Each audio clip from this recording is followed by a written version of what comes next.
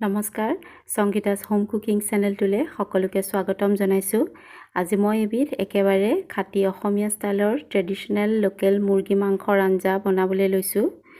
দেখাত আঞ্জাখন বনাবলৈ একেবাৰে সহজ আৰু খাবলৈও বিৰাটেই জুতি লগা হয়।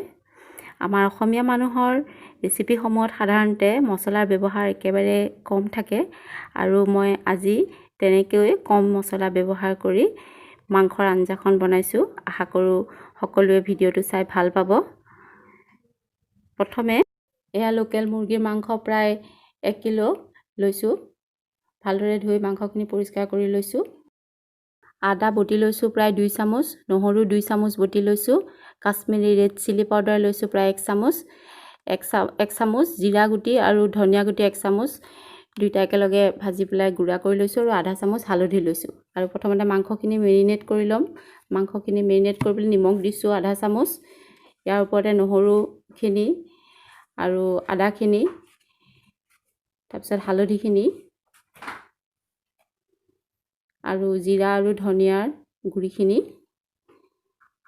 আৰু কাশ্মীৰী ৰেড চিলি পাউডাৰখিনিও একেলগে দি ভালদৰে সানি ল'ম। এতিয়া ইয়াতে এটা পিঁয়াজ দিছোঁ। পিঁয়াজখিনি এনেকৈ চকলিয়াই লৈছোঁ আৰু মিঠাতেল প্ৰায় 2 চামুচ দিছোঁ আৰু সকলোখিনি ভালদৰে সানি লৈ মাংসখিনি প্ৰথমতে মেৰিনেট কৰি ল'ম। এনেদৰে মছলাখিনি সানি লৈ মাংসখিনি প্ৰায় 2 ঘণ্টা সময় ৰাখি থ'ম। ইয়াত আৰু বেলেগে আৰু মছলা ব্যৱহাৰ নকৰোঁ।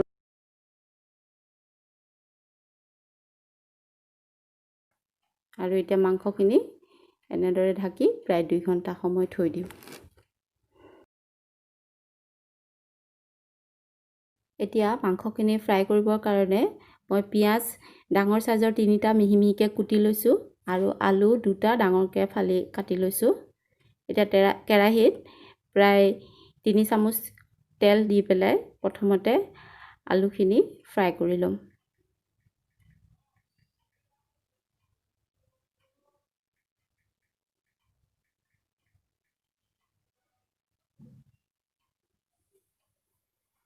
আলুখিনি ফ্ৰাই কৰি লৈ নমাই লওঁ। আলুখিনি ফ্ৰাই কৰি নমাই লৈছোঁ।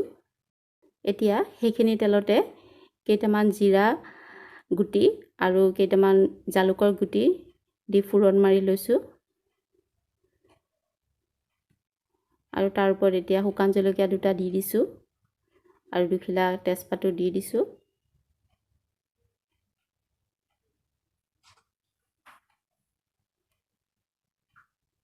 এতিয়া তেলখিনিত প্ৰথমে পিঁয়াজখিনি ঢালি দি ফ্ৰাই কৰি ল'ম।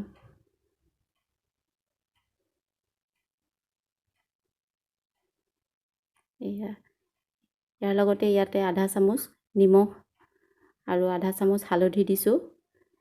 নিমখটো নিজৰ টেষ্ট অনুযায়ী দিব, কাৰণ মেৰিনেট কৰি থওঁতেও নিমখ দিছিলোঁ।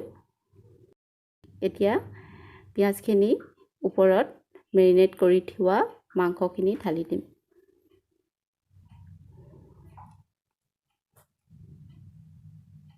আৰু প্ৰথমে মাংসখিনি ভালদৰে ভাজি ল'ম। এনেদৰে লৰাই লৰাই মাংসখিনি ফ্ৰাই কৰিম। মাংসখিনি ভাজি উঠিবলৈ প্ৰায় 20ৰ পৰা আধা ঘণ্টা সময় লাগিব। তাৰ মাজতে মই মাংসখিনি ঢাকি ভাজি থাকিম। এতিয়া মাংসখিনি ঢাকি দিছোঁ। আকৌ এবাৰ ঢাকনখন উঠাই লৈ মাংসখিনি লৰাই দিছোঁ। এনেদৰে মাংসখিনি সিজি উঠিবলৈ প্ৰায় আধা ঘণ্টা সময় লাগিব।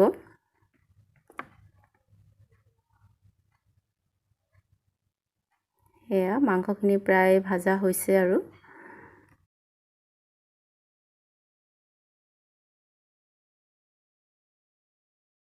আকৌ এবাৰ মই ঢাকনখন দি দিছোঁ।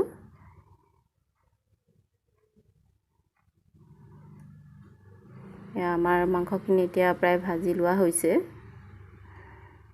এতিয়া ইয়াৰ ওপৰতে আলুখিনি দি দিছোঁ। এতিয়া গোটেইখিনি একেলগে লৰাই এতিয়া ইয়াৰ ওপৰতে মই গৰম পানী দি দিছোঁ।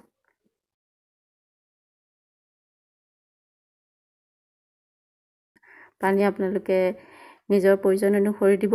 লোকেল মাংসত অলপ জোল কৰি খালে বেছি ভাল লাগে। মই ইয়াতে দুগিলাচ পানী দিছোঁ। এতিয়া প্ৰায় 15 মিনিটমানৰ পাছত মাংসখিনি ভালদৰে উতলিবলৈ লৈছে।